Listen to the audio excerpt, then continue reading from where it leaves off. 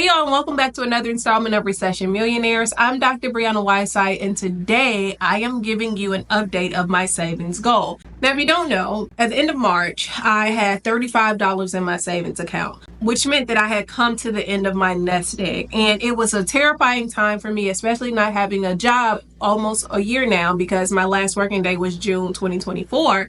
But it was a scary moment for me because it was like, yo, you have just gotten to the end of yourself. You've just gotten to your last. And I wasn't feeling good about it. I literally crashed out in private. But I got on this internet and I made an announcement. Maybe, I think it was like early April. It wasn't the first week of April. It may have been the second week of April. I said, okay, I am going to save $10,000 in 90 days. And I had never done that in that amount of time. Generally, it takes me like a year to do so. And this is with my career. But I got on this internet and I challenged people to join in the savings challenge with me. While you may not be trying to save 10K, the goal is that you need to be saving some money.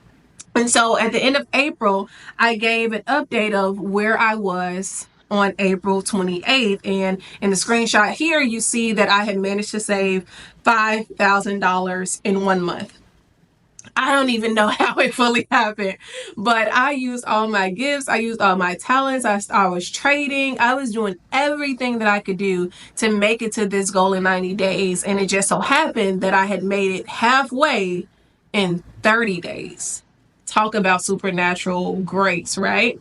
Well, today I have another update for you. We are just days away from the end of May. And y'all know the 90 days is at the end of June. And I am happy to show you that I have managed to save $9,000. $9,000.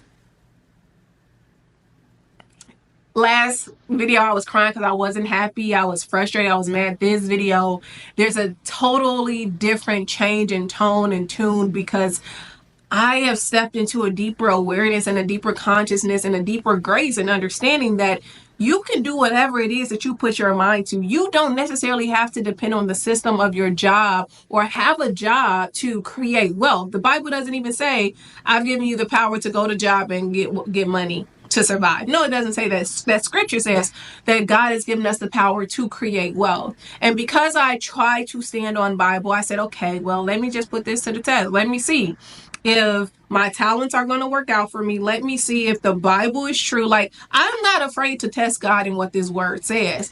And was I a little bit scared when I first made that announcement? Yeah. Like, how was I going to save 10K like in 90 days? That seemed absurd, right?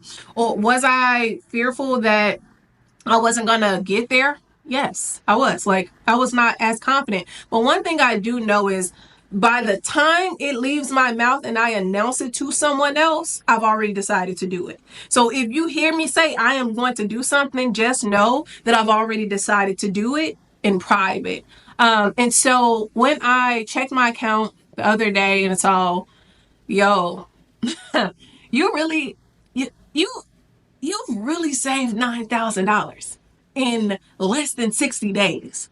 I was ecstatic. I was like, y'all, if I told y'all like the power of focus, the power of diligence, and just the power of understanding that you're that person, and this is not in a braggadocious way, but this is in a way of saying, when you allow the godlike nature to rise up within you to create the life you want, not just in theory, but in practice, you will be surprised at what you can accomplish. You'll be surprised at how small you've been playing for your entire life and how the systems of this world have taught you to play small. When God has always been clear that he wants you to have the abundant life, when he's always been clear that you are supposed to rise in dominion, that has always been the plan for you to rule on the earth. That is the big kingdom. We have the little kingdom here. He's the big king. We're the little kings, King of kings and Lord of lords. You know what I'm saying? And so when I got that within my spirit, like, okay, this ain't no time for you to crash out, Bree. And I know y'all saw me crash out last September, and I have go watch it. But I was terrified. I was scared. And, a lot of the comments were so fascinating to me where people were like, see, this is why women should need men in their lives to explain the consequences of these decisions. And I'm thinking to myself, you telling me that I need a husband in my life to explain the consequences of me following God when he gave me the instruction?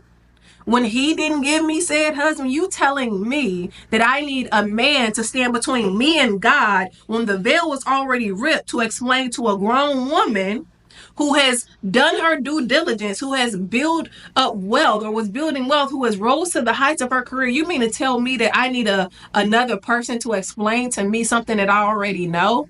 How stupid do y'all sound?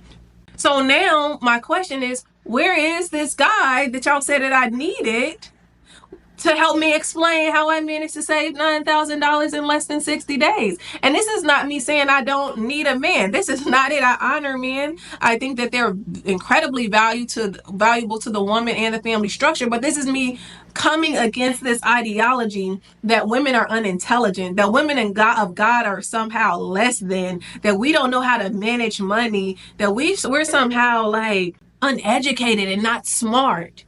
Are you going to obey God or not? And for someone to suggest that a man has to explain to me the consequences as if I am 13 getting married in biblical days, as if I hadn't paid many prices to follow God already? You mean to tell me that I need someone to stand in the place of the Holy Spirit to explain to me the process? Who's to say that a man's explanation, and this is not a romantic man, this is man, period. Who's to say that anybody needs to explain to someone else what God is telling them to do? I don't know why I just went on that tangent, right? But I think that there are so many tricks to come across to come against women these days. There's so much coming at us. There's so much that is, trying to stifle our voices and keep us down. And everybody that I've told, hey, I've managed to save $9,000 in less than 60 days. Men and women, they like, did you get a job? Nah. What you do? Use my gifts and talents? And they paid you? Yes. Because, y'all, this ain't even what this video is about, but I just need us to start using our thinking caps and understand that we can stand on Bible.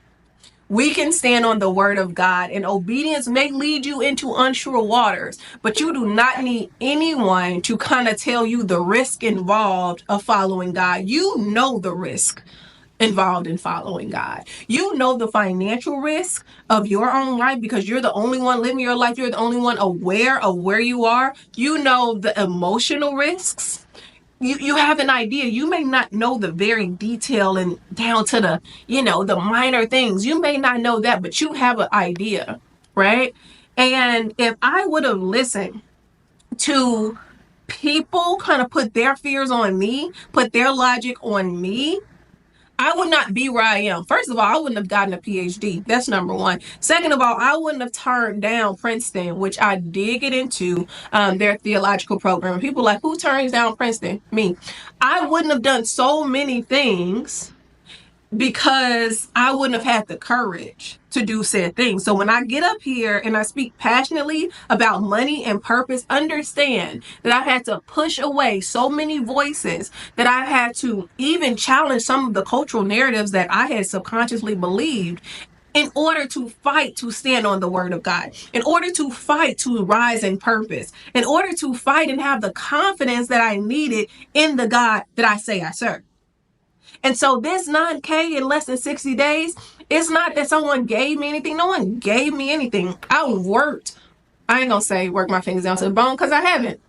I'm mainly diddle-daddle. But I've been strategic with wealth creation over the last 60 days. And this is the result of my labor, the fruit of my labor. I know Christians always like to say, you'll know them by their fruit.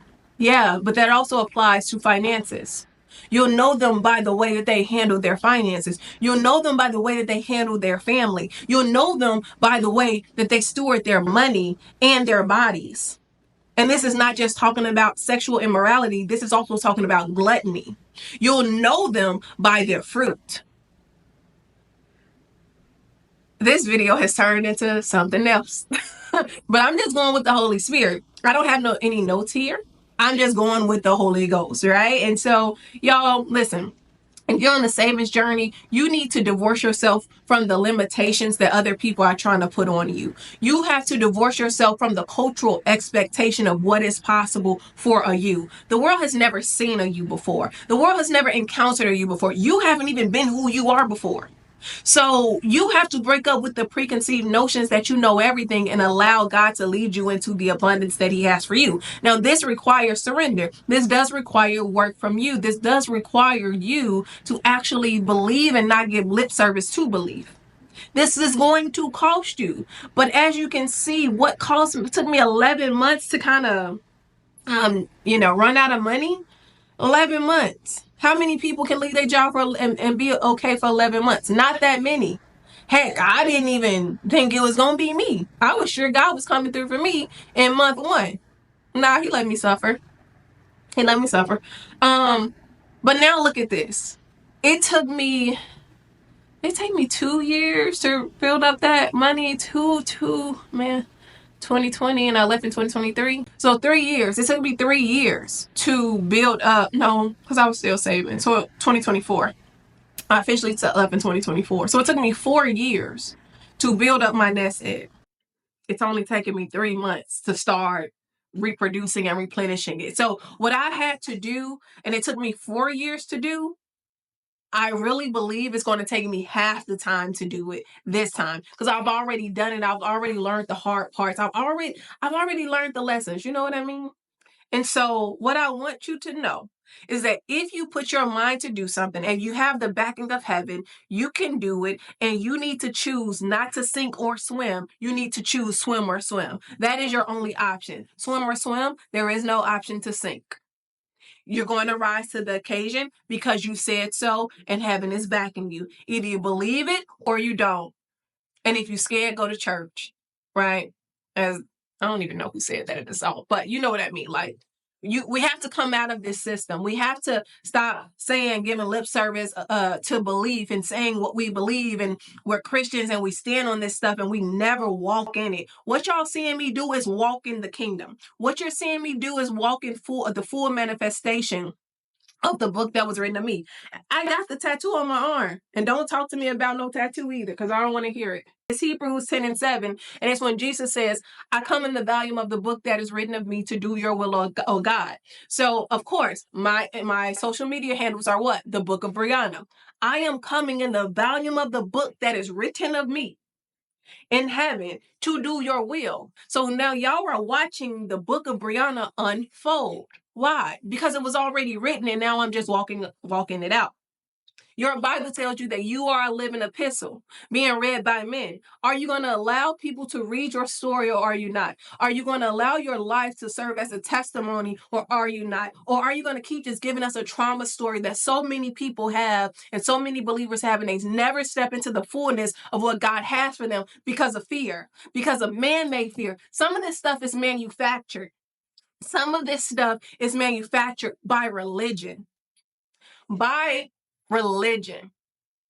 Which is why I come against that spirit so much, because it's going to keep you begging. It's going to keep you broke. It's going to keep you begging for something that you got the authority to walk in. You can do it if you want to. And it doesn't matter if it's never been done. It's never been done until you do it. It's never been done until you do it. We love to say a generational curse ran in my family until it ran into me. Okay, let's see. Let us see. Let us see what happened when it ran into you. Let us see it. Don't hide it. You know, the Bible talks about who hides their light under a lamp or shade or something. Like the light on a hill cannot be hidden. What you light the light for if you was going to hide it? Why do you profess to be a believer if you're not going to stand on the word? Why do you keep giving us these trauma dumps as if as if that's the only thing that glorifies God? Yes, there will be seasons of suffering. Y'all saw me walk through mine. Yes, you will have a season where He pulls you back and it will hurt and you're going to be crying, spitting and farting. Yes, but that should not be your entire life story. It should not. At some point, you should be walking into the glory of God. At some point, you should be assuming your position as a joint heir of the kingdom. At some point, you need to rise in your full authority. And the way God speaks to me is in dollars and cents majority of the time. My gifting is not for the nation. It's not. My gifting is for finance. And you know how I know it's a gifting? Because I was never a finance girl. I was never a money girl. I have English degrees.